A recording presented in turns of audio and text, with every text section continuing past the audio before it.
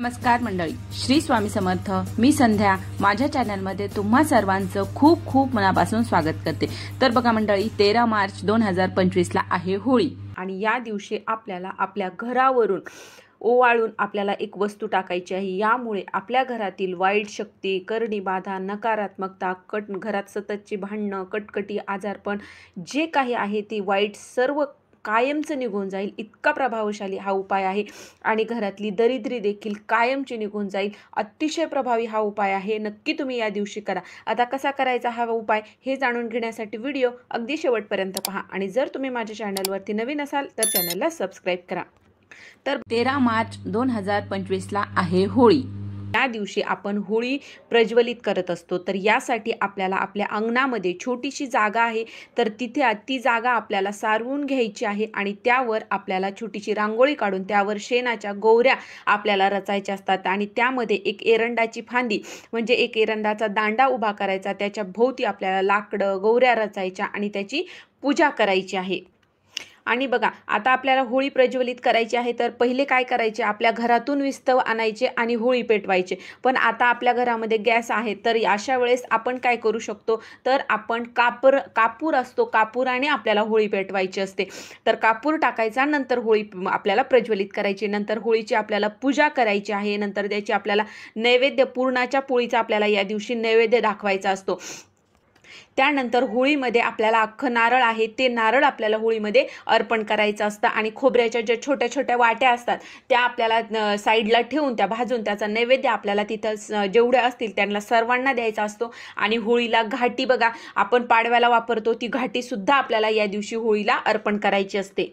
आणि नंतर बघा, आपल्या हातामध्ये थोडंसं पाणी घेऊन मी व माझे कुटुंब यांना सुख शांती मिळावी म्हणून मी होळीचे असे पूजन करत आहे आणि असा संकल्प करत आहे असं म्हणून आपल्याला ते पाणी तिथे सोडून द्यायचं आहे. नंतर पंचोपचार पूजा करायची, नैवेद्य दाखवायचा. तसेच त्यानंतर बघा, आपल्या घरामध्ये बघा झुरळं असतात, किडे होतात किंवा मच्छर, पाली याचा आपल्या घरामध्ये जर उपद्रव असेल, खूप आपल्या घरामध्ये या गोष्टी होत असतील, तर या दिवशी आपल्याला एक उपाय करायचा आहे. तर आपल्याला काय करायचं, सकाळी म्हणजे आपण दिवसभरात कधीही तुम्ही करून ठेवू शकता. सायंकाळच्या वेळेला आपल्याला कणिक घ्यायची, कणकीचे असे शेप द्यायचा, पालीचा शेप द्यायचा, किड्याचा, त्याच्यानंतर झुरळाचा, ढेकून असतो बघा, याचा जर तुमच्या घरामध्ये त्रास होत असेल तर या आपल्याला शेप द्यायचा. आणि ज्या वेळेस आपण होळीच्या पूजेला जाऊ त्यावेळेस होळी पेटल्याच्या नंतर या गोष्टी कणकेच्या बनवलेल्या या गोष्टी आपल्याला होळीमध्ये टाकायच्या आहेत. यामुळे काय होतं ना, आपल्या घरामधील हे जीवाणू हे काय असतात हे नष्ट होतात असं म्हटलं जातं.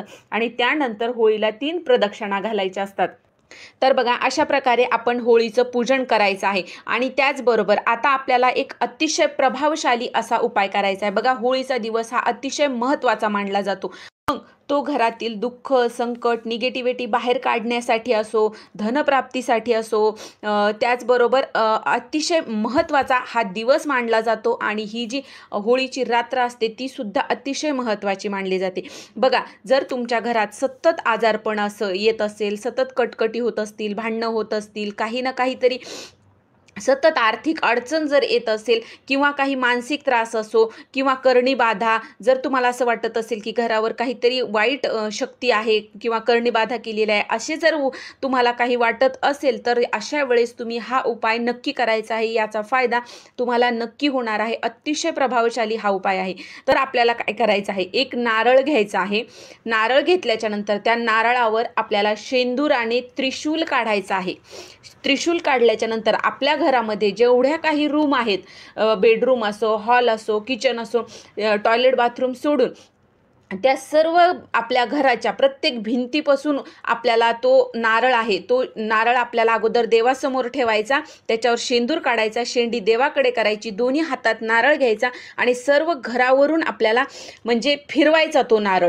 श्री स्वामी समर्थ, श्री स्वामी समर्थ असं म्हणा किंवा काहीही नाही म्हटलं तरीही चालेल. आणि तो नारळ पूर्ण घरभर आपल्याला फिरवायचा, आणायचा आणि आपल्या मुख्य दरवाजापर्यंत आणायचा. तिथे आणल्याच्या नंतर आपल्या दरवाजावरून, जो मुख्य दरवाजा आहे, दरवाजाकडे तोंड करायचं, 7 वेळेस ओवाळायचा तो नारळ. ओवाळल्याच्या नंतर आपल्याला तो नारळ तसंच घेऊन आपल्याला होळीच्या तिथे जायचं आहे. होळीच्या तिथे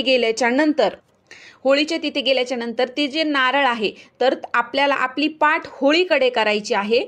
तोंड आपलं होळीकडे नकोय, आपल्याला पाठ करायचे आहे आणि होळीमध्ये मागच्या बाजूने आपल्याला तो नारळ फेकून द्यायचा आहे।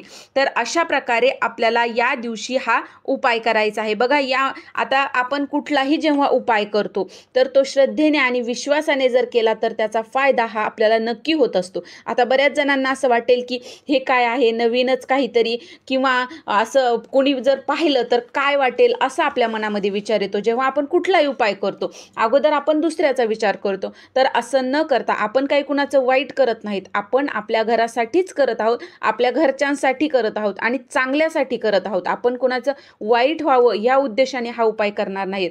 तर तुम्ही हा उपाय करून बघा, तुम्हाला याचा प्रभाव नक्की जाणणार आहे। तर बघा, होळीच्या अग्नीत आपल्याला सगळे वाईट गुण, करणीबाधा, नकारात्मकता, आपल्यातील असलेली जे काही अवगुण असतात ते सर्व आपल्याला होळीच्या अग्नीमध्ये टाकून द्यायचे असतात। बघा, होळी या सणानिमित्ताने मनुष्याने आपल्या अंगामध्ये असलेले जे काही वैगुण असतात, दोष असतो, दोषी प्रवृत्ती असते, किंवा याची सर्वांची आपल्याला होळी करायची असते। तर त्यामुळे आपल्याला अतिशय प्रभावशाली हा नारळाचा उतारा तुम्ही नक्की करा। बघा, याचा फायदा तुम्हाला नक्की झाल्याशिवाय राहणार नाही। तर ही छोटीशी माहिती होती जी मला तुमच्यापर्यंत पोहोचवायची होती। जर तुम्हाला हा व्हिडिओ आवडला असेल तर व्हिडिओला लाईक करा, जास्तीत जास्त लोकांपर्यंत हा व्हिडिओ शेअर करा आणि माझ्या चॅनलला सबस्क्राईब करा। श्री स्वामी समर्थ।